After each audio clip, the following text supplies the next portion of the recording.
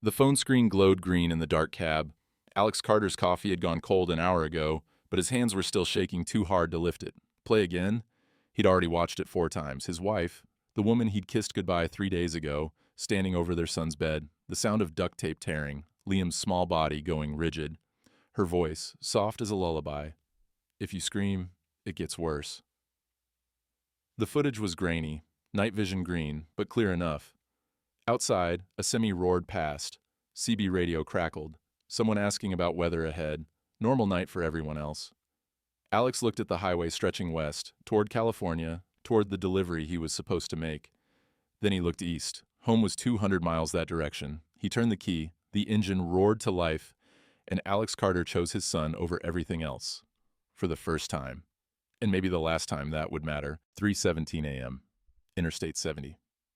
East. Alex pushed the speedometer to 90. The highway was empty. Just him, the broken white lines, and 200 miles of asphalt between him and his son. His phone sat in the cup holder. He'd watched the video one more time before pulling out of the rest stop. Needed to be sure his rage wasn't making him see things that weren't there. But it was there, all of it. He dialed as he drove. 3 rings. Alex? It's 3 in the morning, man. Mark, Alex's voice came out flat. I need you at my house in 2 hours. Don't tell Sarah you're coming. What's going on? Just meet me there. Bring someone with you. I need a witness. A witness to what? You'll see when you get there. Alex, you're scaring me. Good. Be scared.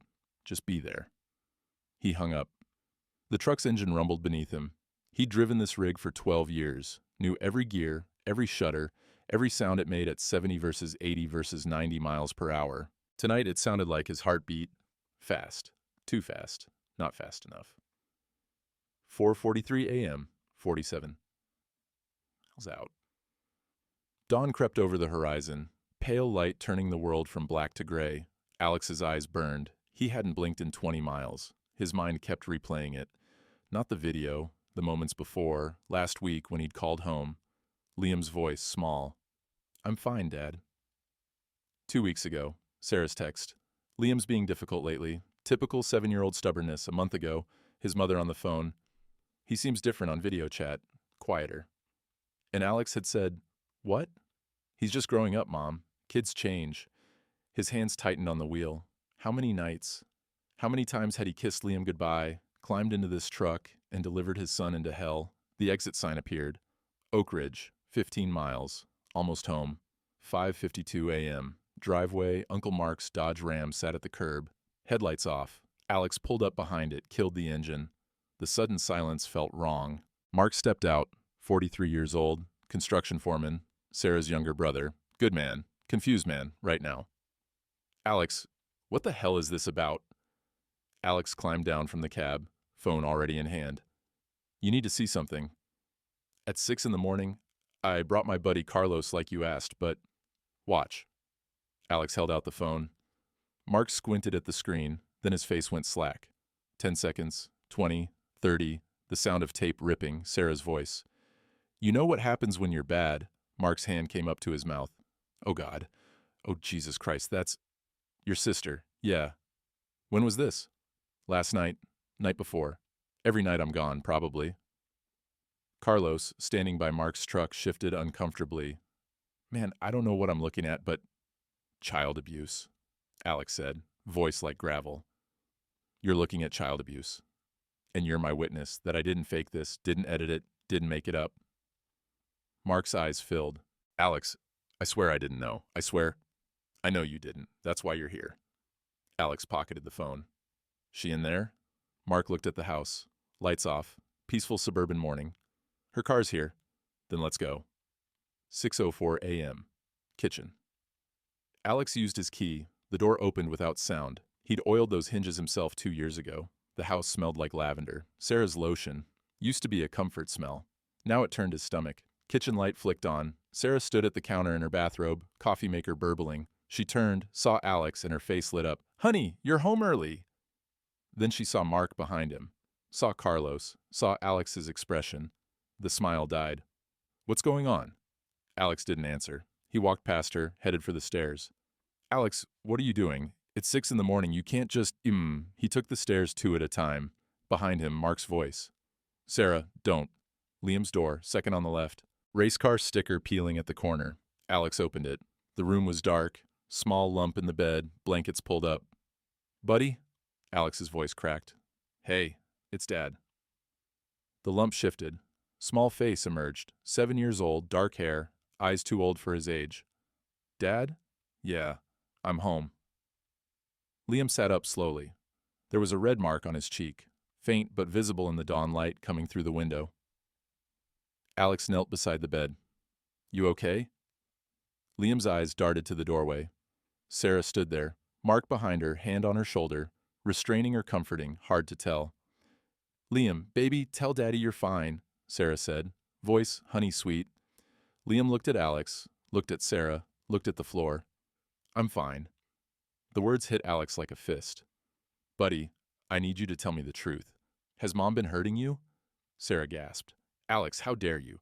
Shut up. He didn't look at her. Liam, the truth. Liam's small hands gripped the blanket. His breathing quickened. Then he scrambled out of bed and ran. Past Alex, towards Sarah. The boy wrapped his arms around his mother's waist and looked up at Alex with terrified eyes. Don't hurt her, Dad. Please don't hurt her. The room tilted. Alex stayed on his knees, world collapsing. His son, his 7-year-old son, who'd been tortured every night, was protecting the woman who'd done it. Mark's voice broken. Liam, nobody's hurting anyone. Your dad just wants to talk. Liam, sweetie, go back to bed, Sarah murmured, stroking his hair. Daddy's just upset about work. It's okay. No, Alex stood. It's not okay. Mark, take Liam downstairs, now. Alex, now. Mark gently pried Liam away from Sarah. Come on, buddy. Let's go see if there's any cereal. You like Fruit Loops? Liam went, but kept looking back at Sarah, like she was the victim, like Alex was the threat. The front door opened downstairs, heavy footsteps. Police! We got a call about a domestic disturbance? Alex had forgotten. He'd dialed 911 from the highway, told them to send someone to his address at 6 a.m. Sarah's eyes widened. You called the cops? On me? I have video, Alex said quietly. Every night this week. I have all of it. Her face changed. Calculation replaced shock. Disciplining my child isn't a crime. We'll let them decide that. Officer Rodriguez appeared at the top of the stairs, hand near his belt. Everything okay up here? Alex turned. No, sir. I need to show you something. He pulled out his phone. Day 1. Uncle Mark's apartment. The police had taken Sarah in for questioning. Emergency custody granted to Alex, temporary, pending investigation, restraining order filed, all the legal machinery grinding into motion. But Liam didn't understand legal machinery. He understood that Mom was gone, and Dad was here, and Uncle Mark's apartment smelled like dog food and Old Spice. You guys can take the bedroom, Mark said, setting down Alex's duffel bag. I'll crash on the couch. We can't kick you out of your own bed, Alex started. You can, and you will. Liam needs a real bed, and you need to be next to him. Mark's voice left no room for argument. Besides, Buster snores. You'll be doing me a favor. Buster, a barrel-chested mutt with one floppy ear, wagged his tail so hard his whole back end shook. Liam stood in the doorway, small backpack clutched in both hands. Everything he owned in the world, packed in 10 minutes, while Officer Rodriguez supervised. Hey, buddy, Mark knelt down. You like dogs? Liam nodded slowly. Buster's friendly, little dumb, but friendly. You can pet him if you want. Liam set down his backpack, extended one small hand. Buster's tail went supersonic. He licked Liam's palm, then his wrist, then tried for his face. The tiniest smile flickered across Liam's face. First one Alex had seen in, how long? Months? He likes you, Mark said. He's sticky, Liam whispered. Yeah, he's got no manners, just like me. Day 2. Morning. Alex woke to find Liam's side of the bed empty. Panic shot through him, irrational, immediate. She couldn't have gotten him. She was in jail. But the panic didn't care about logic. He bolted upright. Liam was on the floor, curled against Buster, both of them asleep. The dog's head rested on Liam's shoulder like a furry guardian. Alex's heart rate slowly returned to normal. He'd slept maybe 2 hours total. Every time he closed his eyes, he saw the video, or worse. He saw all the nights before the video, all the times he'd driven away while Liam watched from the window. The coffee maker beeped in the kitchen. Mark was already up. Alex found him at the stove, massacring what might have once been pancake batter. "Morning," Mark said. "You look like hell." "Feel like it too." "Coffee's ready. Strong, like you taught me." Alex poured a cup, watched Mark flip something that resembled a pancake the way a Jackson Pollock resembled a photograph. "You burn those on purpose?" "It's called crispy, very gourmet. It's called inedible." "Well, I'm a bachelor. What do you expect? Michelin stars?" The absurd normalcy of it, two men, terrible breakfast, arguing about pancakes while a child slept 20 feet away with a dog, like the world hadn't just imploded. Liam appeared in the doorway, hair sticking up, Buster trailing behind. "Morning, kiddo," Mark said.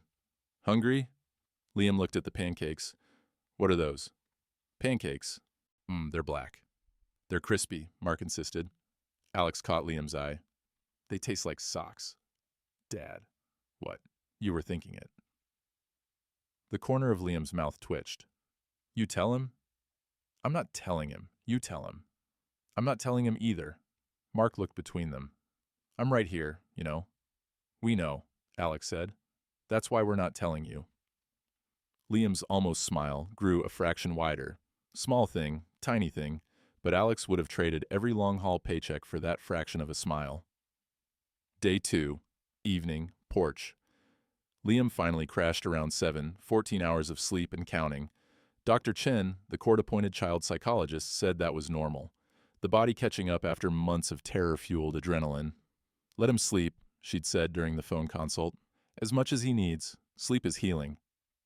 Alex and Mark sat on the apartment's small porch, 2 folding chairs, 2 beers. Neither of them was really drinking. "You holding up?" Mark asked. "No." "Yeah, me neither." Cicadas buzzed in the trees. Summer heat hadn't broken yet, even after sunset. Somewhere down the block, kids shouted, playing night games, catching fireflies. Normal world, continuing without permission. "I should have seen it," Mark said quietly. "I'm her brother. I'm his father. I was supposed to protect him." "You did. You came back." "After how long?" Alex's voice hardened. "How many nights did I drive away while she—" "Stop. You didn't know." "Everyone knew. I was just too blind to see." They sat in silence. Mark picked at his beer label. "You want to know why I believed you? Before I even saw the video?" Alex waited. "Because our father did the same thing to Sarah." The cicadas seemed to get louder. "What?" "Our dad, Frank Morris, upstanding guy, deacon at church, Little League coach." Mark's jaw clenched. "And behind closed doors, belt, locked closets, you make noise, you get worse. Standard abuse playbook." Alex's stomach dropped. "Mark, Sarah was 3 years older than me. She took most of it. Stepped in front of me, literally, when Dad was in one of his moods. She saved me over and over. Jesus. When she turned 18, she left. Changed her name from Morris to Hart, our mom's maiden name. Cut all contact with Dad. I thought—" Mark's voice cracked. "I thought she'd broken the cycle. I thought she was different. I thought getting married, having Liam, building that perfect suburban life, I thought she'd healed. Trauma doesn't work like that. I know that now. But I wanted to believe it. I needed to believe it." Alex stared at his beer. "She needed help, real help. Instead she had a kid. And you. She had you, someone who trusted her completely. I was never home enough to see what she was doing. That's what she counted on." The weight of it settled between them. Sarah, victim turned victimizer. The cycle, unbroken, just passed down. "Does it change anything?" Mark asked. "Knowing she was hurt too?" "No," Alex said immediately, then quieter. "Maybe, I don't know. It explains her, but it doesn't forgive her." "I'm not asking you to forgive her. I can't forgive her. She's my sister and I—" Mark stopped. "I don't know what she is anymore." Inside, Buster barked once. Both men tensed. Then came Liam's scream. They were through the door in seconds. Liam thrashed in the bed, eyes closed, still asleep but not dreaming, reliving. "She was here," he sobbed. "She was here. She was here." Alex scooped him up.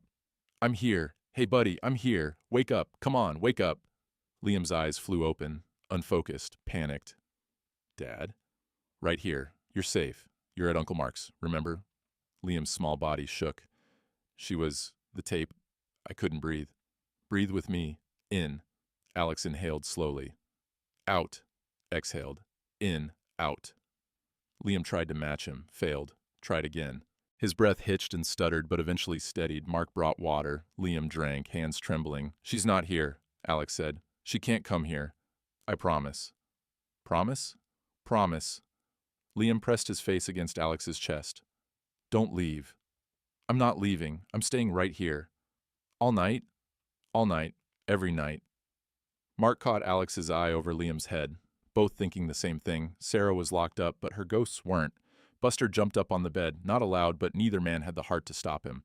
The dog curled against Liam's side, warm and solid and real. Liam's breathing slowed, not sleep, just exhaustion.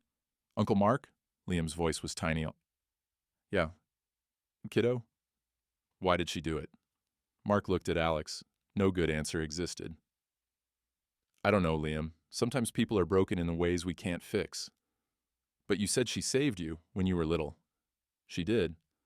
So why didn't she save me?" The question hung in the air like smoke. Mark sat on the edge of the bed. "Sometimes the people who save us become the people we need saving from. It's not fair. It's not right. But it happens." Liam processed that. "Is she sick? Like, in her head?" "Yeah, I think so." "Will she get better?" "I don't know." "Do I have to see her again?" Alex's arms tightened around his son. "Not if you don't want to." "I don't want to." "Then you won't." Outside, the night continued.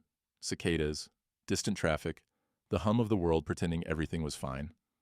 Inside, 3 people and 1 dog sat in lamplight, holding pieces of something that might someday be called family. Different than before, broken in new ways, but together. Week 2. Detective Williams' visit. The knock came at 9 in the morning. Alex had been awake since 5, watching Liam sleep, counting breaths like a meditation. Detective Williams stood in the doorway, mid-40s, kind eyes, badge on his belt. He'd been the responding officer that first morning, the one who'd actually watched the video without flinching. "Mr. Carter, got a minute?" They talked on the porch. Mark took Liam inside to feed Buster. "DA wants to move forward," Williams said. "Multiple counts, child abuse, assault, endangerment. Video evidence is solid." "Good. But there's a complication." Williams pulled out a notepad. "Defense attorney, guy named Marcus Webb, expensive suit, smooth talker. He's arguing context. Says the video doesn't show the full picture. Says we need the child's testimony to establish pattern and intent." Alex's jaw clenched. "He's 7 years old." "I know. He's barely speaking full sentences." "I know that too."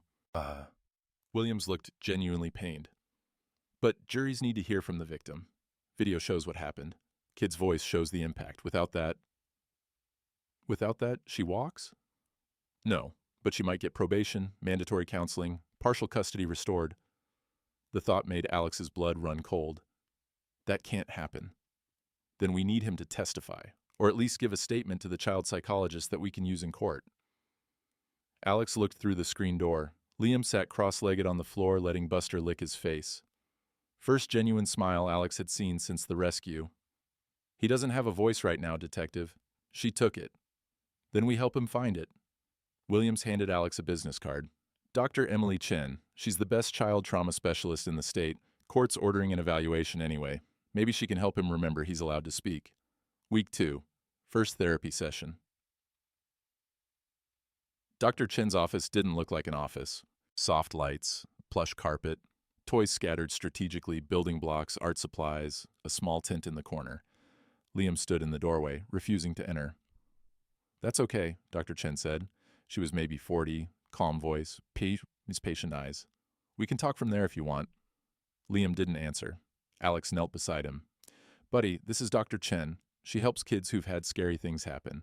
You don't have to talk to her if you don't want to, but she'd like to get to know you." "Will you stay?" Liam whispered. "Every second." That got Liam through the door. They sat on the floor, Dr. Chen, Alex, Liam, and a pile of blocks. Dr. Chen built a tower. Liam watched. Then slowly, he took a block and added it to her tower. "Nice," Dr. Chen said. "That's a good spot for it." Liam took another block, built higher, then knocked the whole thing down. Alex tensed, but Dr. Chen just smiled. "Feel good?" Liam nodded. "Want to build it again?" Liam nodded. They built, knocked down, built again. 15 minutes of this. Finally, Dr. Chin spoke to Alex quietly. He's processing control, build, destroy, rebuild. In his life, things got destroyed and he couldn't fix them. Here he can. How long will this take? As long as he needs. Trauma doesn't work on a schedule, Mr. Carter. After the session, in the parking lot, Dr. Chin caught Alex's arm. He's not ready to testify. The detective said, I know what the detective needs. I'm telling you what your son needs. If we push him to speak before he's ready, we might break something that's just starting to heal. So what do? We give him time. We give him safety. We let him know that silence won't be punished anymore. Alex watched Liam through the car window, buckling himself in. So small, so careful with every movement. And if time isn't something we have? Dr. Chen's expression was sad. Then we make the hard choice between justice and healing, and hope we don't have to sacrifice one for the other. Week 2, grocery store incident. Alex hadn't thought about it. The mundane cruelty of grocery shopping, how the world keeps needing milk and bread and eggs even when your life has imploded. They were in aisle 7. Liam held the cart handle. Alex was comparing cereal prices. Then Liam went rigid. Buddy? Liam's eyes were locked on something. Alex followed his gaze. Duct tape, gray roll, duck brand, exactly like the one in the evidence locker. Liam's breathing went rapid, shallow. His hands gripped the cart so hard his knuckles went white. Hey, look at me, Alex crouched. Liam, look at Dad. But Liam couldn't look away from the tape, like it was a snake, coiled and ready to strike. A woman turned the corner into their aisle. Oh, excuse me. Liam bolted, just ran, cart abandoned, straight down the aisle, past the woman, around the end cap. Alex chased him. Found him in the produce section, curled between the lettuce display and the wall, hyperventilating. Breathe with me. Come on, buddy. In. Alex demonstrated. Out. In. Out. Liam tried, failed, tried again. His whole body shook. A store employee approached. Sir, is everything... We're fine, thank you. Alex's voice left no room for discussion. The employee retreated. Alex scooped Liam up, 45 pounds of terrified child, and carried him to the truck. Groceries forgotten, cart abandoned. None of it mattered. In the truck cab, Liam finally caught his breath. I'm sorry, he whispered. Don't be sorry. Not ever. You didn't do anything wrong. I ran away. You got scared. That's allowed. The tape. I know. It was just tape. Normal tape. People use it for normal things. But it's not normal to you. Not anymore. Liam pressed his face against Alex's shoulder. Will it always be like this? I don't know, but we'll figure it out together. They sat in the parking lot for 20 minutes. Finally, Liam spoke. Can we go to a different store? One without that aisle? Yeah, we can do that. Week 2. The phone calls. Sarah found ways around the restraining order. She couldn't call Alex directly. Police had blocked that. But she called Uncle Mark 3 times the first week. Tell Liam Mommy loves him. Tell Liam Mommy didn't mean to hurt him. Tell Liam Mommy's sorry. Mark stopped answering her calls. She left voicemails. Then she got creative. She found Alex's trucking company number, still listed as his emergency contact, called and left a message with dispatch.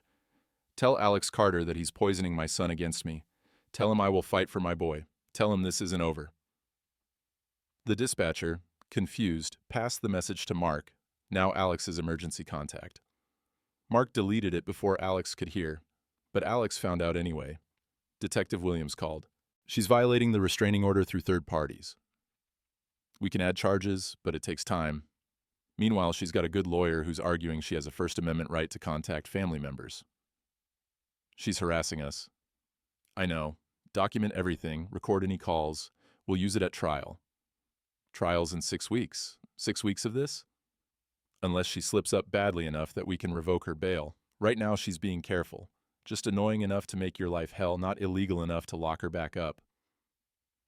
Alex hung up and found Liam in the living room, building another tower with blocks. Dad? Liam didn't look up. Is she trying to come back? No, she can't come back. But I heard Uncle Mark on the phone. I heard her voice. She called him. She's not supposed to, but she did. Uncle Mark didn't talk to her. He just hung up. What did she want? Alex sat down. Honesty. Dr. Chin said honesty. Age-appropriate but not sugar-coated. She wanted Uncle Mark to tell you she loves you. Liam knocked down his tower, rebuilt it, knocked it down again. Do you think she does love me? The question gutted Alex. I think she loves the idea of you. I think she loves who she wanted you to be. I don't think she knew how to love who you actually are. Liam processed that. What's the difference? The difference is loving someone means seeing them, really seeing them, seeing what they need, what scares them, what makes them happy. Your mom only saw what she wanted to see. What do you see? Alex looked at his son, 7 years old, dark hair that needed cutting, brown eyes that had seen too much, small hands that still shook sometimes. I see someone brave, someone who survived something terrible, and is still here, still trying. I see someone who deserves better than he got, and I see someone I'm going to spend the rest of my life trying to be good enough for. Liam's tower stood completed. He didn't knock it down this time. I'm glad you came back, Dad. Me too, buddy. Me too. Week 2. Small victories. Progress came in crumbs. Liam asked Alex to leave the bathroom door open when he showered. Not locked in. Never locked in again. Liam asked for a nightlight. Mark bought 3. 1 for the bedroom, 1 for the hallway, 1 for the bathroom. Light everywhere. No dark corners. Liam ate a full meal. Mac and cheese, Uncle Mark's specialty, impossible to burn. Finished the whole bowl. First time in weeks. These were victories. Alex cataloged them like evidence. But at night, he lay awake, knowing what was coming. Detective Williams had been clear. Neighbors, teachers, pediatrician, everyone would be interviewed, building a timeline, establishing pattern, which meant Alex was about to find out exactly how many people had seen his son suffering, and how many had done nothing. Outside, cicadas sang. Summer stretched on. Trial loomed closer. And in the next room, Liam slept between light and shadow, guarded by a dog who loved him without complication. Simple, safe, temporary. The storm was still building. Week 3. The detective's report. Detective Williams called Alex to a diner on Route 9, neutral ground, public place. The kind of location you pick when you're about to deliver bad news. Uncle Mark watched Liam. Alex drove alone. Williams was already in a booth, manila folder on the table. He didn't touch his coffee. I've been conducting interviews, Williams said. Building the timeline like I mentioned. Establishing pattern of behavior. And? Williams slid the folder across the table. You should read these. I need you to understand what we're dealing with before trial. Alex opened it. Witness statements. Typed, formal, sworn. He started reading. Witness statement. Patricia Patterson, neighbor. I live next door to the Carter residence. I heard crying at night sometimes, maybe once or twice a week for the past few months. I thought it was nightmares. Sarah always waved when I saw her in the yard. She seemed like such a devoted mother. I feel terrible now. I should have questioned more, but she seemed so normal. Alex's hands tightened on the paper. Witness statement. Maria Rodriguez, kindergarten teacher. Liam Carter was a bright, engaged student at the beginning of the school year. Around November, he changed, stopped raising his hand, stopped participating in group activities, started flinching when we raised our voices to get the class's attention. Not yelling, just normal teacher volume. I called home in December. Mrs. Carter said he was going through a phase, asked for strategies to help. I gave her a child psychology book. She seemed genuinely concerned. I thought I was helping. I didn't know I was giving her better tools to hide what she was doing. November. That's when Alex took the California route, the one that kept him gone for 8 days at a time. Witness statement. Doctor. Amit Mita, pediatrician. At Liam's 6-year checkup in March, I noticed bruising on his upper arms. 4 small marks, consistent with finger pressure. Mrs. Carter said he'd fallen from his bike. She was calm, had an explanation ready, and Liam didn't contradict her. I documented it in his file, but I didn't pursue further. I had 20 more patients scheduled that day. In hindsight, I should have contacted Child Protective Services. The bruising pattern was consistent with restraint, not a fall. I failed this child. March. Alex had been in Florida. He'd missed the appointment entirely. Called from a truck stop to wish Liam a late happy birthday. Witness statement. Margaret Carter, grandmother. Phone interview. I told my son that Liam seemed different on our video calls. Quieter, withdrawn. He wouldn't look at the camera. I mentioned it to Alex 3 times. He said I was overreacting, that kids go through stages. I believed him because I wanted to believe everything was fine. I'm his grandmother. I should have pushed harder. I should have driven down there and seen for myself. Alex's vision blurred. His mother had told him 3 times, and he'd dismissed her. Williams spoke quietly. There are 4 more statements. School counselor noticed he stopped eating lunch. Library aide said he seemed scared of going home. Even the mailman commented to Patterson that the kid looked sad all the time. Everyone saw it, Alex said, voice hollow. Everyone saw pieces. Nobody put it together. That's how abusers work. They compartmentalize different faces for different people. I was his father. I should have seen all of it. Williams leaned forward.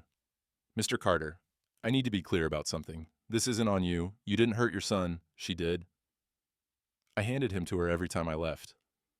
You were working, providing for your family. I was running. The words came out raw. I was running from a house that felt empty after my first wife died. I was running from grief. I married Sarah because I couldn't stand being alone. And then I kept running because being home reminded me I'd replaced Martha with the wrong person. And Liam paid for my cowardice. Williams didn't argue, just let the silence sit. Alex flipped through the rest of the statements, each one a knife. Finally, he stood. I need a minute. The diner bathroom smelled like bleach and old grease. Alex made it to the sink before he vomited. He rinsed his mouth, looked at himself in the mirror. 48 years old. Lines around his eyes from squinting into highway sun. Beard coming in gray. Trucker's tan. Mechanic's hands. The guilty father. The absent protector. The man who chose the road. He couldn't meet his own eyes. Week 3. The evidence room. You sure you want to see this? Williams asked. They stood outside the police station's evidence room. Alex had asked, needed to see, needed the full weight of what he'd allowed to happen. I'm sure. The room was cold, fluorescent lit, metal shelves, plastic bins, everything labeled and logged. Williams pulled 3 items from a secure locker. Evidence bag number 1, the duct tape, gray roll, half-used, duck brand, the same one from the grocery store aisle. Evidence bag number 2, the hidden camera, small, black, motion-activated. Alex had installed it himself, hands shaking, feeling like he was violating his own home. Best decision and worst decision simultaneously. Evidence bag number 3, photographs. Medical examiner's documentation taken the day after Alex brought Liam in. Bruises in various stages of healing, purple, yellow, green, a timeline on skin, the red mark on his cheek, faint adhesive residue around his mouth. Williams laid them out on the table like an exhibit. Defense is going to argue the tape was for legitimate household use.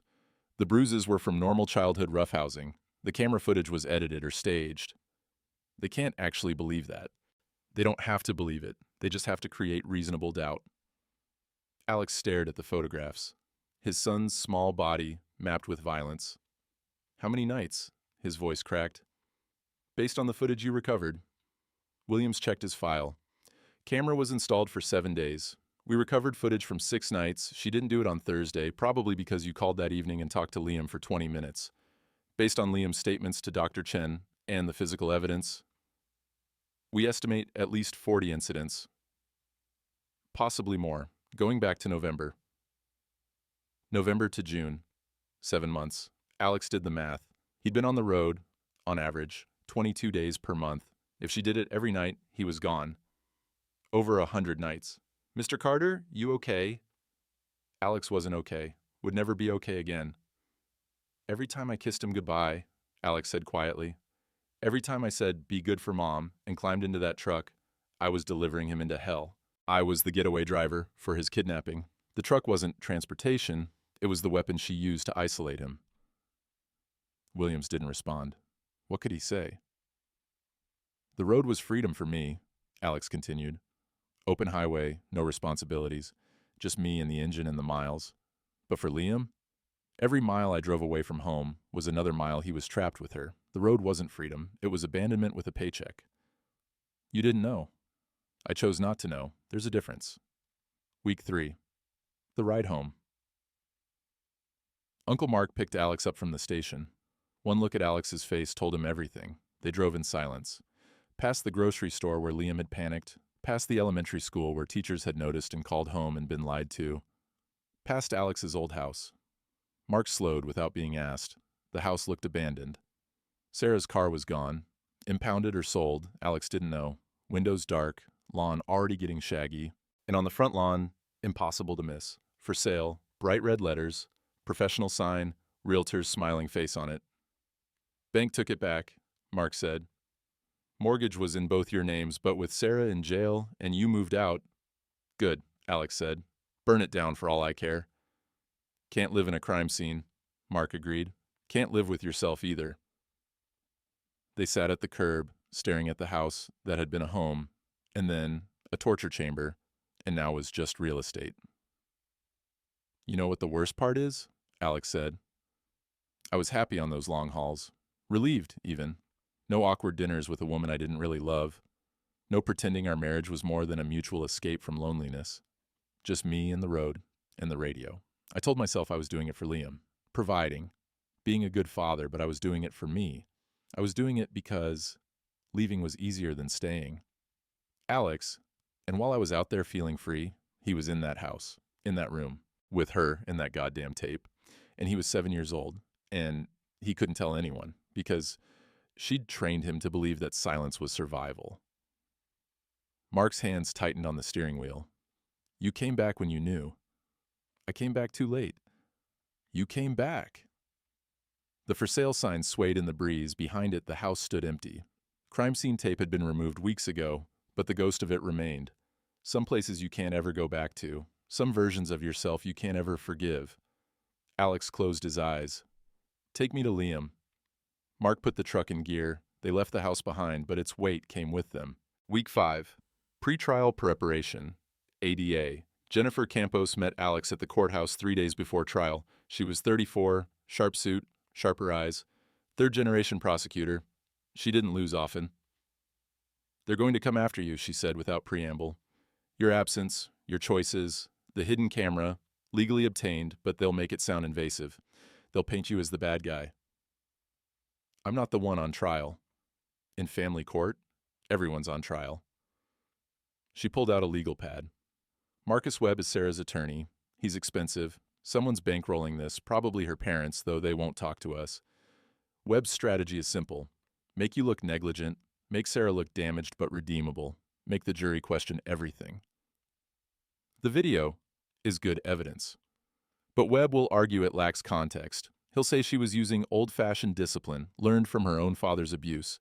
He'll make her the victim of generational trauma. He'll make the jury feel sorry for her. Alex's jaw clenched. And Liam? Campos hesitated. We need him to testify. The video shows what happened. His voice shows the impact. Without that... Dr. Chen said he's not ready. I know, but we're out of time. Trial starts Monday. If he doesn't testify, Webb will argue the video is being misinterpreted. That Liam was disciplined but not traumatized. That you're projecting your own anger onto your son's experience. That's insane. That's defense strategy. Campos looked at him steadily. I need to know, can he do this? Can he get on that stand? Alex thought of Liam in the grocery store, frozen by duct tape on a shelf. I don't know. Then we go to trial without knowing, and we hope the video is enough. It wasn't a reassuring answer. Trial day 1. Opening statements. The courtroom was smaller than Alex expected. Wood paneling, fluorescent lights, American flag in the corner.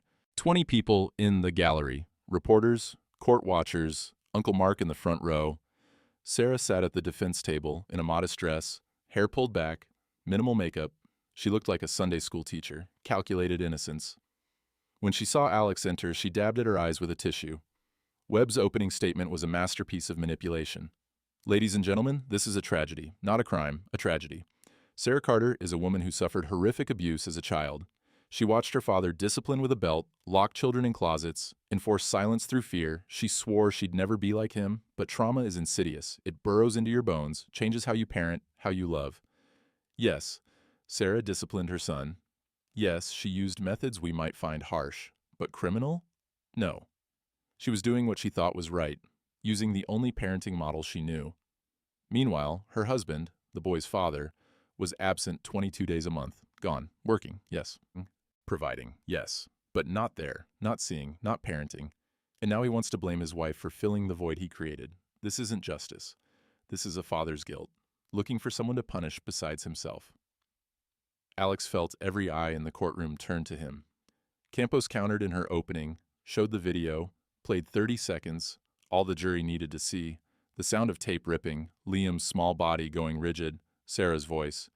You know what happens when you're bad. The jury's faces hardened, but Alex knew Webb had planted seeds, doubt, sympathy, the idea that Sarah was broken, not evil. Trial day 2. Alex on the stand. Campos took him through it gently, the marriage, the work, the discovery, the rescue. Then Webb stood for cross-examination. Mr. Carter, how many days per month were you home last year? About 8 to 10? So you were absent, let's be generous, 20 days per month. I was working, providing for my family. Of course, noble work. Long-haul trucking, good money, I assume? Decent. Decent enough to support your family on, say, 15 days a month instead of 20? Alex paused. I suppose. But you chose the longer routes, the ones that kept you away more. Why? Because they paid better. Or because they kept you away longer? Webb smiled. Mr. Carter, when did your first wife die? Campos stood. Objection. Relevance. Goes to state of mind, Your Honor. The witness's relationship with the defendant. I'll allow it. But get to the point, Mr. Webb. Webb turned back to Alex. Your first wife, Martha, she died 8 years ago, correct? Yes. Cancer? Yes. And you remarried Sarah how long after? 2 years. Were you in love with Sarah when you married her? Alex's throat tightened. I cared for her. That's not what I asked. Were you in love? I needed someone. For Liam, he needed a mother. So you married a woman you didn't love because you were lonely. Then you spent 20 days, a month away from her. Does that sound like a man committed to his family? I was committed to providing. You were committed to avoiding grief, avoiding an awkward marriage, avoiding the hard work of being present. Isn't that true? Objection. Campos was on her feet. Badgering. Sustained. Move on, Mr. Webb.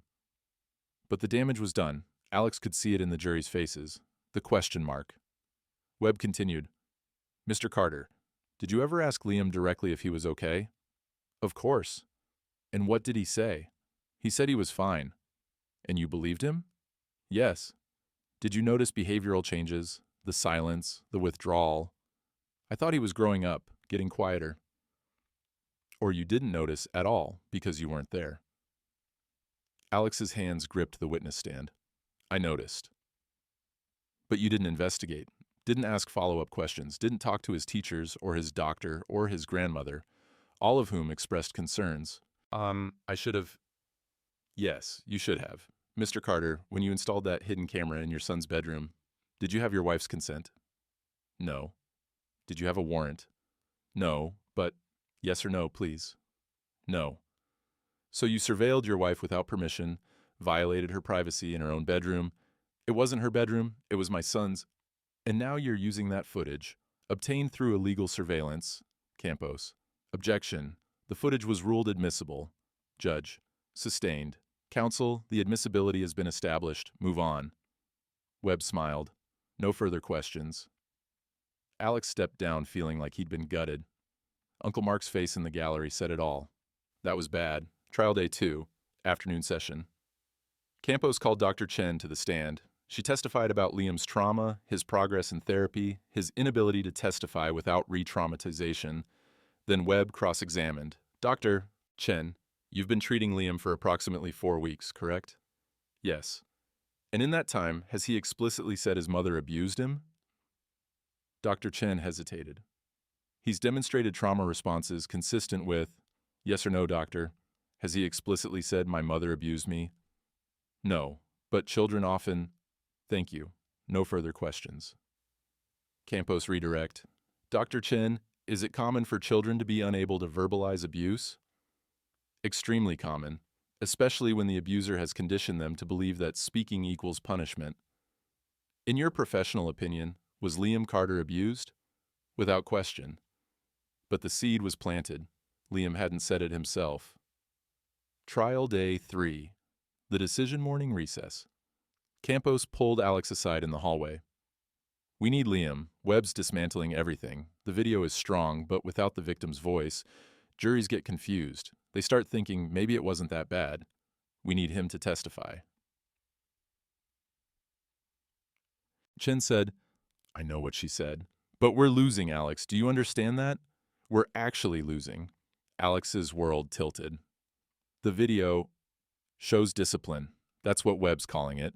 Harsh discipline.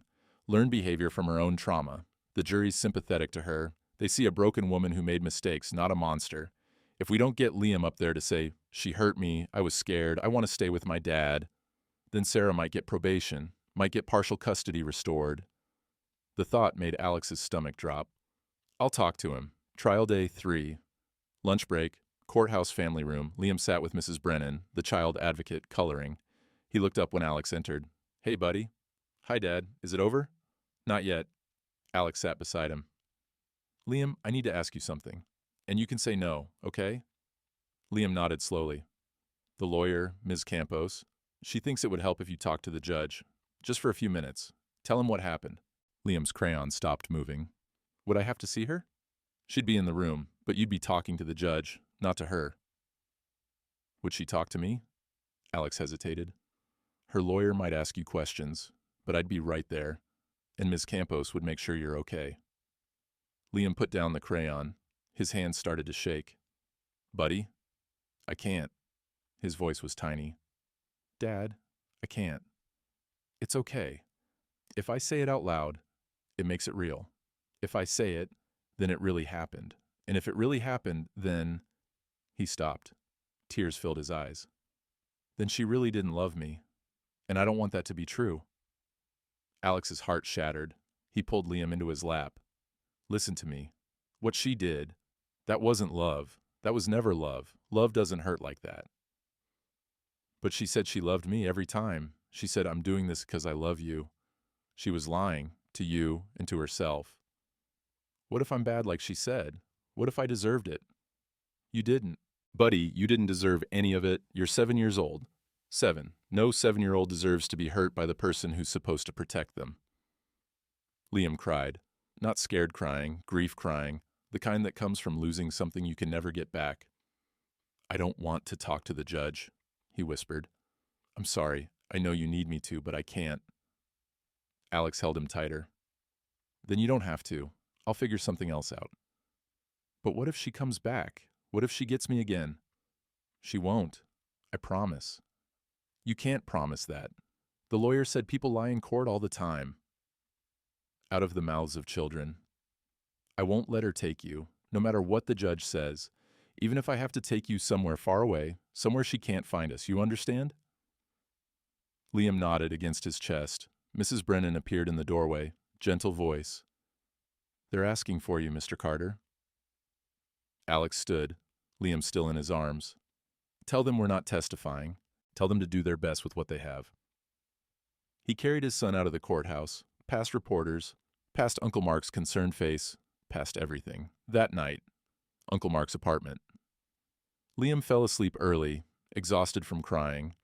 Alex sat on the porch. Campos had called an hour ago. We did our best. Closing arguments tomorrow. Jury deliberation starts Friday. But Alex, prepare yourself. Webb's good, and juries are unpredictable. What are we looking at? Worst case? She gets probation, mandatory counseling, supervised visitation rights restored in a year. Best case? She gets 8 years, parental rights terminated. And realistically? Silence. Then, somewhere in the middle, a few years, good behavior, she's out in 18 months, partial custody possible after that. Alex hung up. Uncle Mark found him an hour later, still sitting in the dark. You okay? No. Yeah, me neither. They sat together, no words, no comfort to offer. Inside, through the screen door, they could hear Liam whimper in his sleep. Alex closed his eyes. I saved him from her, but I can't save him from the system. I can't save him from the possibility that a jury might send her back into his life. You did everything right. I did everything too late. You came back, and it might not be enough. The weight of it, the possibility that justice wouldn't come, that Sarah would walk free or get a slap on the wrist, that Liam would have to live knowing his abuser got away with it, crushed down on both of them. Some battles you fight perfectly and still lose. Some children you save and they're still not safe. That was the truth Alex couldn't escape. The night before verdict, Uncle Mark took Liam to his mother's house for the night. Alex's mother, Liam's grandmother, had been asking. Wanted to hold her grandson, wanted to make him cookies and tell him stories and pretend for a few hours that the world was kind. Give you space to think, Mark said. Alex didn't want space, but he took it anyway. The apartment was too quiet without them. He sat at the kitchen table, yellow legal pad in front of him, pen in hand. The fluorescent light hummed overhead, the only sound besides his own breathing. He started writing, what I did wrong. The pen moved before he could stop it. Chose money over presents, ignored warning signs, mom's concerns, teacher's call, Liam's silence. Trusted the wrong person with the most important person. Married Sarah to fix my loneliness, not because I loved her. Made Liam lie to protect me. Tell Dad you're fine. Taught him that men leave and women hurt. Failed the most basic job, protect your child. Took the long routes because leaving was easier than staying. Kissed him goodbye 200 plus times and never once saw the fear in his eyes. The list went on. Alex's hand cramped. He kept writing. When he finally stopped, he'd filled 2 pages, then he turned the page. What I did right. The pen hovered. He wrote, came back when I knew. Long pause. Believed the evidence. Chose him over her. Stayed when it got hard. He stared at the 4 lines. Tried to write more. Couldn't. 4 things right. 2 pages of things wrong. The math of fatherhood. Calculated too late. He closed the legal pad. The inventory. Alex walked through the apartment like a ghost, touching things, remembering. Liam's backpack by the door, Spider-Man, worn at the corners. Inside, a drawing of a house with 3 people and a dog. Dad, me, Uncle Mark, Buster. Misspelled, but perfect. On the coffee table, the toy truck, red semi, gift from 2 Christmases ago. Liam used to drive it around making engine sounds. Vroom, vroom, like you, Dad.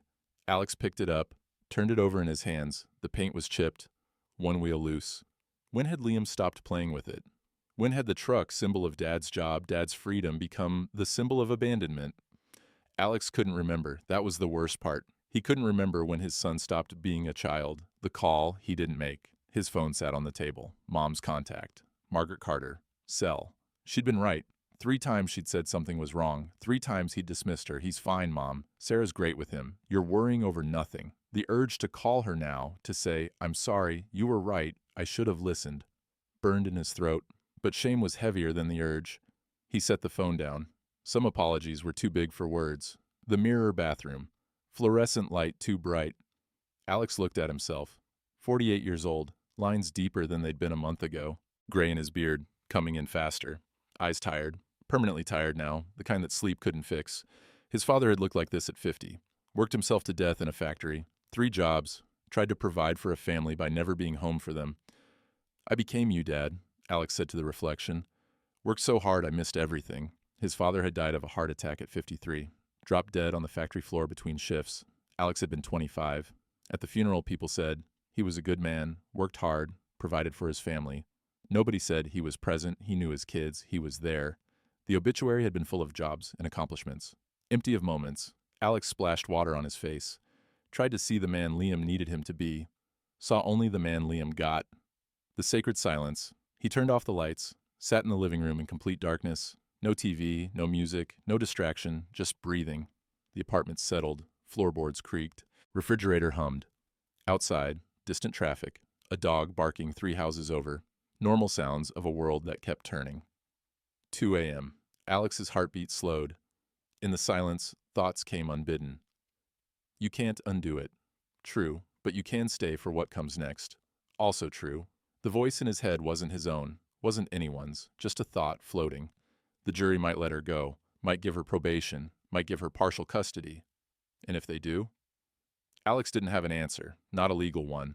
But in the dark, in the silence, something hardened in him, some decision that couldn't be spoken aloud, but was real nonetheless. They won't take him. Not back to her, not ever. Even if you have to run, even then, outside a train whistle. Long and lonely, the sound of leaving, always leaving, but Alex sat still, not going anywhere. The letter 3 a.m. He turned on the kitchen light, found paper in a drawer, printer paper, blank, perfect. He wrote, Son, when you read this, you'll be a man. Maybe you'll have kids of your own, and you'll understand something I'm only just learning. The hardest part of being a father isn't the failing. It's living with the failure and trying again anyway. I don't know if I'll ever forgive myself for not seeing what was happening to you, for choosing the road over you, for believing her lies, for ignoring everyone who tried to warn me. The The list of my failures is long. I've written it down. I look at it every day. But here's what I hope you know, even when you're angry at me, and you have every right to be angry. The moment I saw the truth, I didn't look away. I came home. And I'm never leaving again. Not for money. Not for work. Not for anything. You're stuck with me now, buddy. For better or worse. Tomorrow, a jury will decide if the woman who hurt you goes to prison or goes free. I can't control that. I can't control whether the system gets it right. All I can control is this. I will be here. Every morning, every night, every nightmare, every therapy session, every small victory, and every setback. I hope someday you can look at me and not see the man who wasn't there.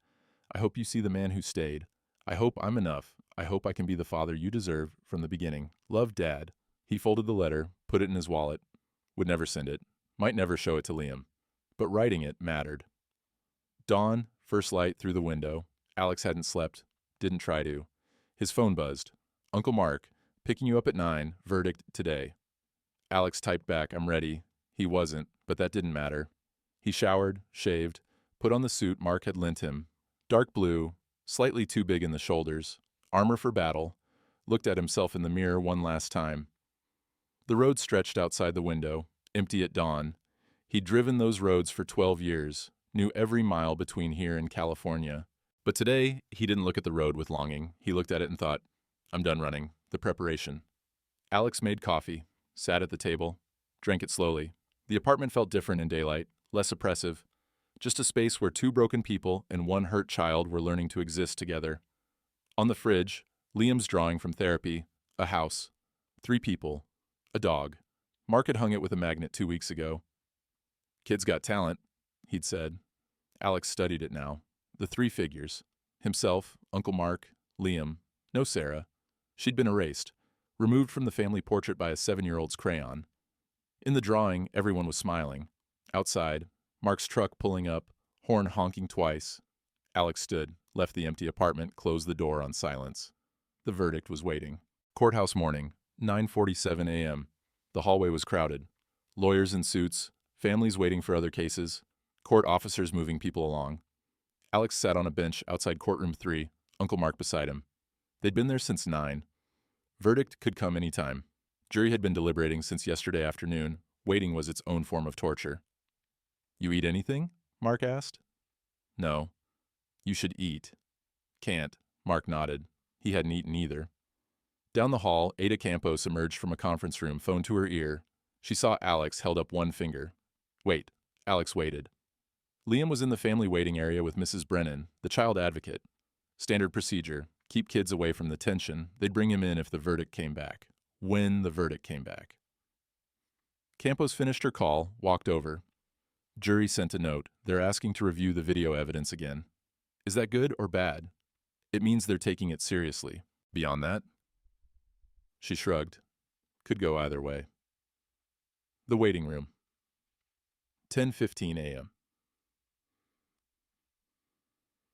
Liam sat in a corner of the family waiting area, coloring. Mrs. Brennan had given him markers and paper. Busy work, distraction. The room had soft chairs, toys scattered around, windows that let in too much light. Designed to be comforting, missed the mark. Liam was drawing a truck, red semi. Detailed, he'd gotten good at trucks. The door opened. Another family entered. Young mother, maybe 25. Latina, long dark hair, bruises on her arm, badly covered with makeup. She held the hand of a little girl, 6 years old, pale, clutching a stuffed rabbit. Mrs. Brennan stood. Maria, I'm Janet Brennan, Sophia's advocate. The mother nodded, exhausted. Sorry we're late. Traffic. No problem. Sophia, this is the play area. You can sit anywhere you'd like. Sophia didn't move, just gripped her rabbit tighter and stared at the floor. Liam watched from his corner. Maria sat down, pulled Sophia onto her lap, whispered something in Spanish. Sophia shook her head. Mrs. Brennan moved to the other side of the room with Maria. Quiet conversation about the hearing, the process, what to expect. Sophia stayed on the chair, alone, silent. Liam recognized that silence. He'd lived in it for 7 months. The connection, Liam put down his marker, walked slowly across the room. Sophia tensed as he approached. Hi, Liam said quietly. Sophia looked up, dark eyes, too old, just like his had been a month ago. I'm Liam. No response. That's a nice rabbit. Sophia pulled it closer. Liam sat on the chair next to hers, not too close, leaving space. I have a dog. His name's Buster. He's really dumb, but I like him. Sophia's grip on the rabbit loosened slightly. Do you like dogs? A tiny nod. Progress. Liam picked up his drawing, the red truck. My dad drives one like this. He's a truck driver. Pause. He came back for me. Sophia's eyes flickered to him. I was scared for a long time, Liam continued, voice soft, just between them. Someone was hurting me, and I didn't tell anyone because I thought if I told, something worse would happen. Sophia's breathing changed, recognition. But my dad found out anyway, and he came back, and now I'm safe. Across the room, Mrs. Brennan had stopped talking, was watching. Is your dad mean? Liam asked gently. Sophia nodded. Does your mom know? Another nod. Did she tell someone? Nod. That was brave. My mom was the one hurting me, so it was different. But it's the same too, kind of, being scared all the time. Sophia's eyes filled with tears. It's okay, Liam said. You don't have to talk. I didn't talk for a long time either. But you're here now. That means someone's protecting you. Sophia's mother, Maria, came over, knelt down. Sophia, baby, you okay? Sophia nodded, wiped her eyes. Maria looked at Liam. Thank you for being kind to her. She reminds me of me, Liam said simply. Mrs. Brennan approached. Liam, that was very thoughtful. Mrs. Brennan? Liam's voice was small. If I talk to the judge about my mom, does that help other kids, like Sophia? Mrs. Brennan's breath caught. Yes, sweetie. Yes, it does. How? Because when judges see that children are hurt, and they see the children are brave enough to speak, they take it seriously. They protect other children better. Even if it's scary? Especially then. Liam looked at Sophia, then back at Mrs. Brennan. Can I talk to the judge now? Emergency consultation. 10:45 a.m. Mrs. Brennan brought Liam to where Alex and Uncle Mark waited. Mr. Carter, Liam has something to tell you. Alex knelt down immediately. Buddy, what's wrong? Nothing's wrong. Liam took a breath. I want to testify. Alex's world stopped. Liam, I know I said I couldn't, but there's a girl in there. Sophia. Her dad hurt her, and she's scared like I was scared. And Mrs. Brennan said, if I talk to the judge, it helps other kids. Buddy, you don't have to do this for other kids. You don't owe. I'm not doing it because I owe someone. I'm doing it because... Liam struggled for words. Because you came back for me. I want to do something for the kids whose dads don't come back. Alex's eyes filled. Liam, is she in the room, Mom? She would be, yes. Will she talk to me? Her lawyer might ask you questions. Liam's hands trembled, but his voice steadied. I want her to see me. I want her to know I'm not scared anymore. You are scared, Alex thought. You're terrified, but you're going anyway. That was courage. Are you sure? Alex asked. No, but I'm doing it anyway. Uncle Mark put his hand on Liam's shoulder. That's the bravest thing I've ever heard, kiddo. Liam looked up at his father. You came back for me. This is me coming back for them. Emergency hearing, 11:30 a.m. Judge Patterson agreed to special testimony conditions. Closed courtroom, only essential personnel. Alex could sit in the front row. Liam could stop at any time. Sarah's attorney Webb objected, overruled. The bailiff brought Sarah in. She saw Liam and her face transformed, calculated vulnerability. She started crying. Liam didn't look at her. All rise. Judge Patterson entered. Please be seated. Master Carter, you understand why you're here? Liam nodded from the witness chair. He looked impossibly small in it. You can speak whenever you're ready. Take your time. Ada Campos approached gently. Liam, do you know why you're here today? To tell the truth.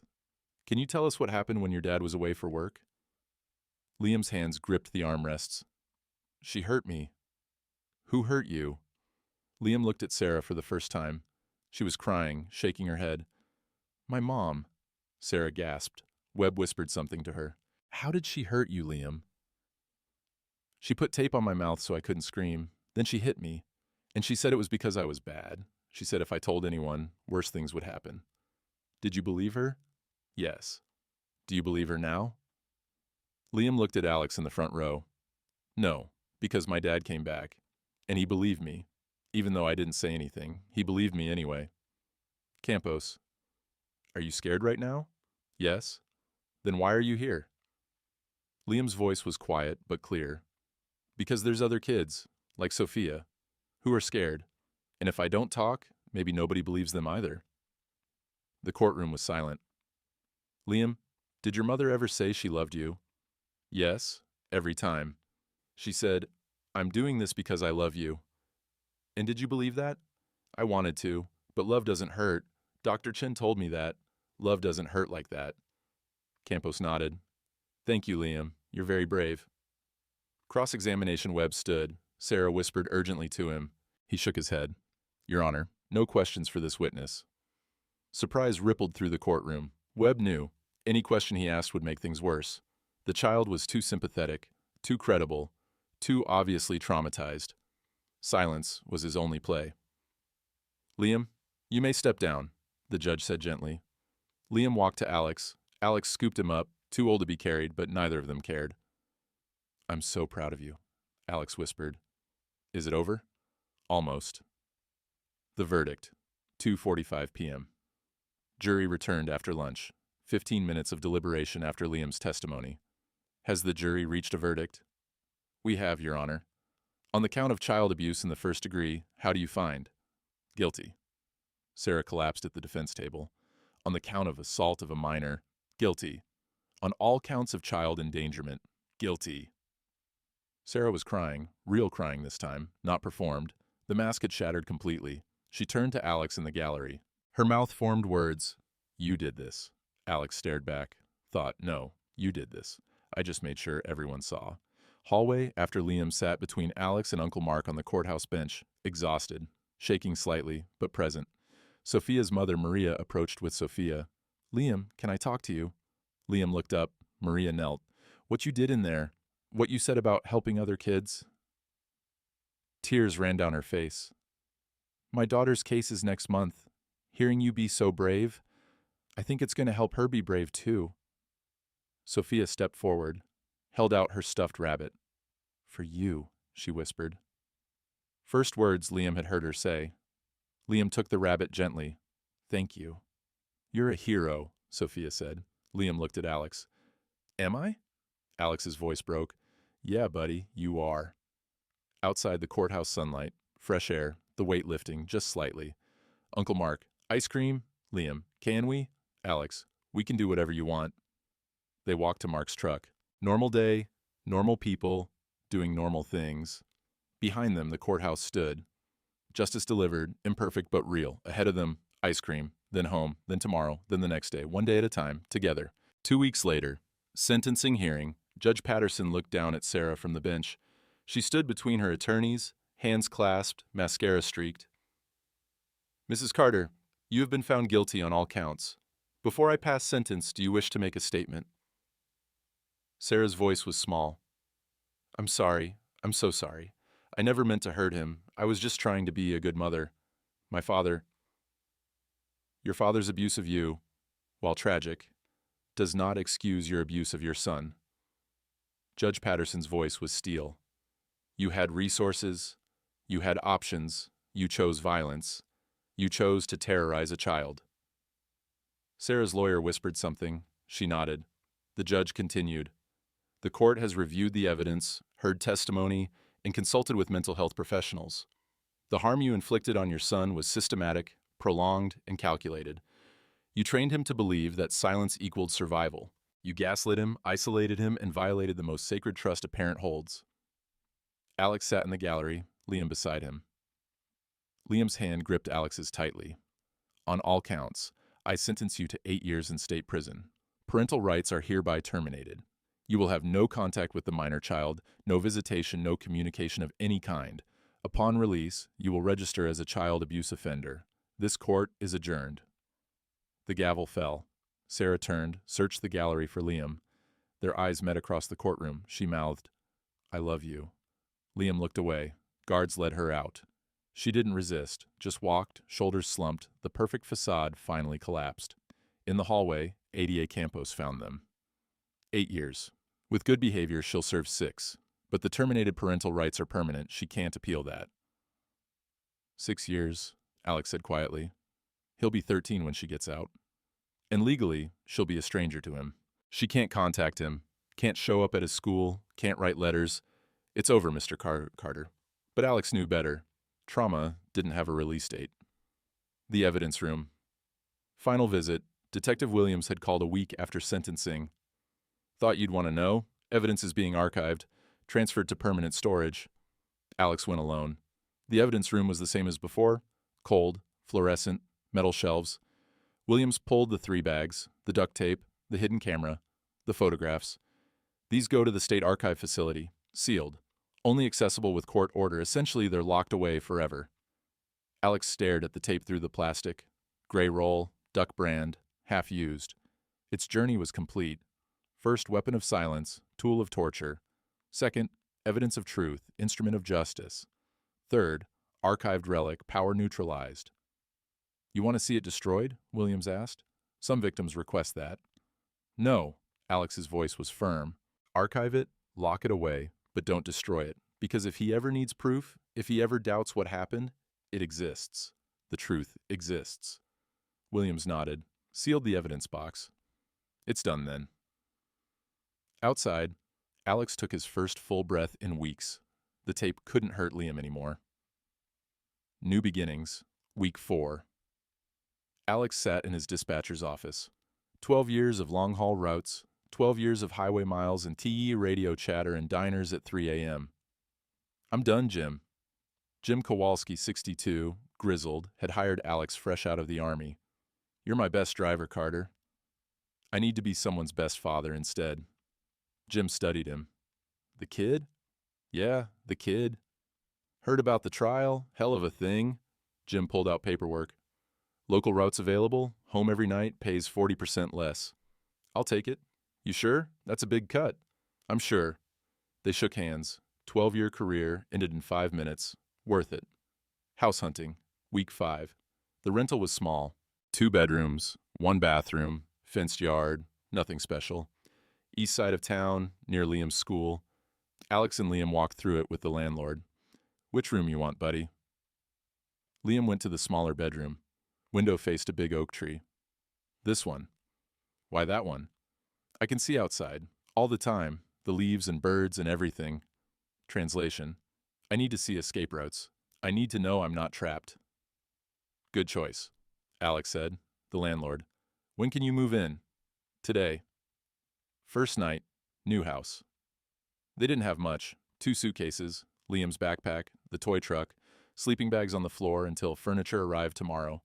Uncle Mark brought pizza and Buster. The dog immediately claimed the living room. Not bad, Mark said, looking around. Little paint, it'll be perfect. Liam picks the colors, Alex said. Liam, eating pizza on the floor with Buster. Can my room be blue? Can be purple with green polka dots if you want. Just blue, but like sky blue, not dark blue. Light blue, open, like freedom. Sky blue it is. Bedtime, 9 p.m. Liam's room, sleeping bag on hardwood, nightlight plugged in, one of 3 Mark had bought. This one projected stars on the ceiling. Alex sat beside him. You okay? Yeah, it's quiet here. That's good, right? Yeah, but different. Uncle Mark's apartment was noisy. This is really quiet. Does that scare you? Liam thought about it. A little, but good scary, like nobody's here but us. Just us. And down the hall, that's me. Door stays open? Door stays open. Need anything? Dad? Yeah? Are you really going to be here every night? Every night. New job starts Monday. Home by 6 p.m. every day. What if you get bored of being home? The question hit Alex in the chest. Buddy, I was never bored of being home. I was scared of it. Scared of being sad about your first mom dying. Scared of the quiet. Scared of having to actually feel things. So I ran. That was on me, not you. But now? Now I'm more scared of missing you than I am of being sad. And honestly, I don't think I'll be sad anymore. Because you're here. Liam smiled, small but real. I'm glad you came back. Best decision I ever made. Even if it was late? Even then, better late than never. Liam yawned. Can you stay until I fall asleep? Can stay all night if you want. You don't have to. I know, but I want to. Alex lay down on the floor beside the sleeping bag. Stars rotated slowly on the ceiling. Outside, wind in the oak tree. Peaceful sounds, safe sounds. Liam's breathing slowed, deepened. Alex watched him sleep, still vigilant, still afraid something would take him, but nothing came. Just peace. Fragile. Real. Uncle Mark's visit. Week 6, Sunday afternoon. Mark brought groceries and Buster. They sat on the porch. 2 lawn chairs Alex had bought at a yard sale. Liam played in the yard with the dog. How's the new job? Mark asked. Boring. Home by 6, it's perfect. Making enough? Making enough that matters. Alex watched Liam. He laughed yesterday. Real laugh. First one in, I don't know how long. That's progress. Dr. Chen says he's doing well, talking more in therapy, still has nightmares but less frequent. And you? Me? You sleeping? Alex shrugged. Some. I'm getting there. Mark opened his beer. My sister's locked up. My nephew's healing. I don't know how to feel about it. Relieved and sad. Both at once. Yeah, exactly that. They watched Liam chase Buster around the yard. Normal kid, normal dog, normal Sunday. You did good, Alex. You saved him. He saved himself. I just showed up. That's all kids need sometimes. Someone to show up. Inside the house, Alex's phone rang. Dr. Chin's office, weekly check-in. Mr. Carter, just calling with Liam's progress report. He's ahead of schedule. Opening up more, engaging with other kids in group therapy. I think we can move to monthly sessions next month. That's good? That's excellent. He's resilient, Mr. Carter. And he's got you. That combination is powerful. What about the trauma? Does it go away? No. It becomes part of his story, not the whole story. He'll always carry it. But it won't carry him. Does that make sense? Yeah, it does. After the call, Alex returned to the porch. Liam had worn out Buster, both sprawled on the grass, panting. Dad, can we get our own dog? Maybe. Let's get furniture first. But a dog would be good furniture, Mark laughed. Kid's got a point. The small atonements. Alex's days became routine. 5:30 a.m., wake up, make coffee. 6:00 a.m., wake Liam, make breakfast, still learning to cook. 7:15 a.m., walk Liam to school bus, every day, never miss. 7:45 a.m., work, local deliveries, home every night. 5:45 p.m., home. Dinner, take out most nights, slowly learning. 7:00 p.m., homework, help, playtime, normal dad things. 8:30 p.m., bedtime routine, stories, stars on ceiling, door open. 9:00 p.m., sit in hallway, listen to Liam breathe, make sure he's safe. 10:00 p.m., try to sleep, sometimes succeed, small things, daily things. The atonement wasn't grand, it was presence, it was showing up, it was choosing Liam over everything else. Every single day, 1 month after sentencing, Liam brought home a drawing from school. Teacher had written at the top, family portrait. Liam had drawn 3 people and a dog. Labels Dad, me, Uncle Mark, Buster, we don't have him yet, but we will. No Sarah, she'd been erased, removed from the family portrait by crayon and time. Alex hung it on the refrigerator with a magnet. That's us, Liam said proudly. That's us, Alex agreed. And for the first time in months, it felt true. They were a family, broken and rebuilt, different than before, but real, and most importantly, together. 6 months later, morning routine. Alex's alarm went off at 5:30. He'd finally learned to sleep through most nights. Not all, but most. He found Liam already awake at the kitchen table, drawing. Sunrise through the window, orange light on paper. You're up early. Couldn't sleep, but the good kind. There's a good kind of can't sleep? Yeah, the kind where you wake up and remember you're safe, not the scared kind. Alex poured coffee. When'd you get so smart? I was always smart. You just weren't home enough to notice. Alex froze, then saw Liam's grin. That was a joke, Dad. Dr. Chen says humor is healing. Dr. Chen's right, but that was a brutal joke, buddy. Too soon? Little bit. Sorry. Don't be. I'd rather you joke about it than be scared of it. Liam went back to drawing. Alex started breakfast, scrambled eggs, only slightly burned. Progress. Small joys, Saturday morning. Liam had begged all week. Dad, I'm 8 now. I should know how to ride a bike. So they were at the park. Alex running behind a blue bike with training wheels. You got it. Keep pedaling. Liam wobbled, found balance, wobbled again. I'm going to fall. I've got you. Promise? Promise. Liam pedaled harder, faster. The bike steadied. Alex let go. Liam didn't notice for 10 full seconds, then looked back. Dad, Dad, you let go. You're doing it yourself. Liam's face, pure joy, no fear, just the wind and the wheels and the freedom of movement. He rode in circles, laughing. Alex watched, heart full, his son, no longer frozen by trauma, learning to move forward. Literally. Uncle Mark's Sunday dinner. Week 26. Sunday dinners had become tradition. Uncle Mark's apartment. Alex brought drinks. Mark cooked. He'd gotten better. Things were only slightly charred now. Buster was there, still Liam's favorite part. Uncle Mark, these are good, Liam said, eating spaghetti. Don't sound so surprised, kiddo. I am surprised. Remember the pancakes? Alex laughed. The hockey pucks? They were crispy, Mark insisted. They were inedible, Alex and Liam said, in unison. Mark threw a balled-up napkin at them. I'm being attacked in my own home. Liam giggled, real giggles, the sound Alex had been chasing for months. After dinner, Liam fell asleep on the couch with Buster. Alex and Mark sat on the porch. He's doing good, Mark said. Yeah, really good. And you? Getting there. Some days are harder than others. That's life, brother. Yeah, I guess it is.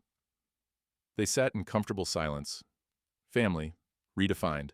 Not broken, rebuilt. The letter, it arrived on a Tuesday. Liam saw it first, got the mail on his way in from school. Dad? There's a letter. From her. Alex took it. Prison return address. Sarah's handwriting. Liam's face went pale. What does she want? I don't know. Are you going to read it? Do you want me to? Liam stared at the envelope. No, I don't want her words in our house. Then I won't read it. Alex walked to the kitchen, ripped the letter in half, then quarters, then into tiny pieces, threw it into the trash. Liam watched. What if it was important? Nothing she has to say is more important than your peace. What if she said she was sorry? Would that change anything? Liam thought about it. No, I guess not. Then we don't need it.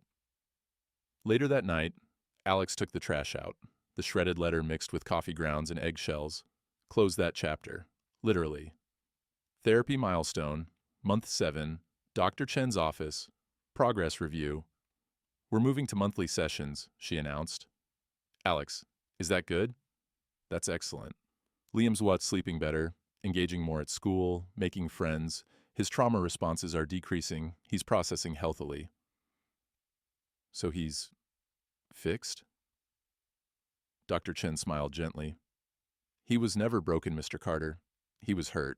There's a difference. Broken things get thrown away. Hurt things get healed. Will he always have nightmares? Possibly. Trauma doesn't vanish, but it becomes one part of his story, not the whole story. He's learning that he's more than what happened to him. What about me? When do I stop feeling guilty? When you forgive yourself, which might be never, or might be tomorrow, or might be in small moments, gradually over years. She looked at him directly. You're doing the work, Mr. Carter. You show up. That's what matters. The setback. One night, month 7, the nightmare returned. Liam's scream cut through the house. Alex bolted from bed, stumbled down the hall. Liam was sitting up, gasping, sheets tangled. I'm here, buddy, I'm here. She was back. She had the tape. I couldn't breathe. You're safe. You're in our house. She's in prison. She can't come here. Promise? Promise. How do you know? What if she gets out early? Then I'll keep you safe anyway, no matter what. Liam cried. Not the panicked crying from before. Just exhausted, frustrated tears. I thought they were getting better. The dreams. They are getting better. This is just a bad night. They happen. I hate it. I hate that she's still in my head. I know, but you know what? A few months ago, these happened every night. Now it's once every few weeks. That's progress, buddy. It doesn't feel like progress. I know, but it is. Alex held him until the shaking stopped, until breathing steadied, until Liam's eyes grew heavy again. Dad? Yeah? Can you stay? Already planning on it. Alex lay on the floor beside Liam's bed. Hand on the mattress. Connection. Healing wasn't linear. Some nights you went backward, but you kept going anyway. Bittersweet conversation. Sunday morning, making pancakes. Alex had finally learned not to burn them. Liam sat at the table, homework spread out. Then, Dad, do you think she ever really loved me? The question Alex had been dreading. I think, and he chose his words carefully, I think she loved the idea of you, the perfect son she wanted you to be. But she didn't know how to love the real you, the actual, messy, complicated, wonderful real you. What's the difference? The difference is seeing someone, really seeing them, seeing what they need, what scares them, what makes them happy. She only saw what she wanted to see. Liam flipped his pencil. Uncle Mark says she was hurt too, when she was little. She was. Does that make it okay, what she did to me? No, it explains it, but it doesn't excuse it. Lots of people get hurt and don't hurt others. She made choices, bad choices. I used to think if I was better, she'd stop. Buddy, I know now it wasn't my fault. Dr. Chen explained it. But sometimes I still feel like it was. That feeling is normal. It's a lie, but it's a normal lie. It takes time to stop believing it. How much time? As long as it takes. Liam nodded, went back to homework. Then, I'm glad I got you instead of a normal dad. Alex paused, mid-flip. A normal dad? Yeah, a normal dad would have stayed gone, kept driving. You came back. That's better than normal. Alex's eyes burned. Thanks, buddy. You're welcome, Liam grinned. But you're still burning the pancakes. Damn it. Language. You're right, dang it. Better. Grace. Evening. Porch, 7 months in. Late summer evening, Liam and Alex on the porch. Ice cream from the corner store. Their new Sunday tradition. Dad? Yeah? I'm happy. Alex looked at his son, 8 years old, chocolate ice cream on his nose, legs swinging from the porch chair. Yeah? Yeah. Is that okay? To be happy after everything? That's the whole point, buddy. That's what we fought for. Good. Liam licked his cone. I like our house. I like school. I like that you're home every night. I like Uncle Mark and Buster. I like ice cream. Me too. All of it? All of it. Pause. Dad. Yeah? I love you. Alex's throat tightened. I love you too. They sat in the cooling evening, crickets starting their song, streetlights flickering on, the neighborhood settling into night. No violence, no fear, no tape, just a father and son, ice cream and crickets, existing in peace. The trauma hadn't vanished. Nightmares still came. Triggers still existed. The past lived in both of them. But so did this. Porch swings and melting ice cream and I love you said out loud. Grace wasn't perfection. Grace wasn't forgetting. Grace was this. Choosing to be happy despite the scars, finding joy in small things, believing tomorrow would come, and being there to meet it, together. Liam finished his ice cream. Can we sit out here a little longer? We can sit out here all night if you want. Not all night, just a little longer.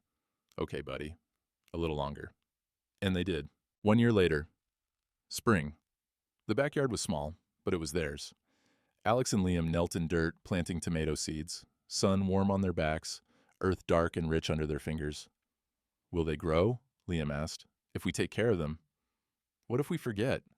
Then we remember the next day. Plants are patient. They worked in comfortable silence, no words needed, just breathing and bird song and the smell of turned soil. Uncle Mark arrived with Buster. The dog immediately found the one muddy spot, rolled in it. You two look like farmers, Mark said. Liam grinned. Dad says we're gardeners. What's the difference? Alex smiled. Farmers work the land. Gardeners grow things because they want to.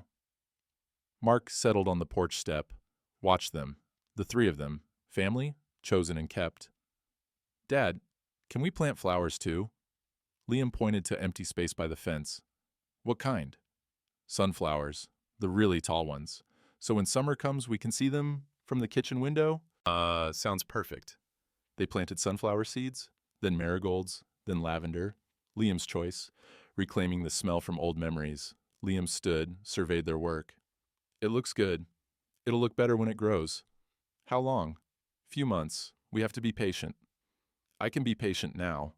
Liam wiped dirt on his jeans. I have time now. Before I was just surviving. Now I'm living. Alex's chest tightened. Good pain. He put his hand on Liam's shoulder. Liam didn't flinch. Leaned in instead. You know what I learned, buddy? What? Being alone isn't the same as being lonely, and being together isn't the same as being safe, but this... He gestured at their yard, their house, Uncle Mark on the porch. This is both. Liam smiled. Good. Let's stay here then. Deal. They shook on it. Dirt-covered hands clasped. Behind them, garden, seeds planted, future promised, house with open windows, light spilling out, no one leaving, no one hiding. Just two people who survived, choosing each other every single day. The road Alex used to travel was visible in the distance. He didn't look at it. He was home.